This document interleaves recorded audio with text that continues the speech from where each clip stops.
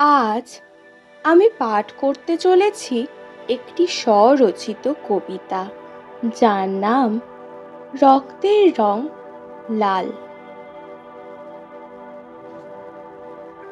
নীল অন্তহীন আকাশ, মাটিতে সবুজ গাছের চাদর, আলো বর্ণহীন, ছায়ার রং কালো, রক্তের রং লাল। লাল যে সে কেন, সে কি বলতে পারো? রক্তই বাঁচিয়েছে কত জীবন, কত দেশ ভক্তদের প্রাণের বিনিময়ে। সেদিন চেয়েছিল যারা স্বাধীনতা, প্রচণ্ড উদ্যমে হারিয়েছে তারা প্রাণ ইংরেজদের হাতে। আজও কত যোদ্ধা, কত সৈনিক, সেনাপতি লড়ে যাচ্ছে কত দুষ্টদের প্রতি। তাদের রক্ত কথা বলে, তাদের রক্তে আছে আগুন।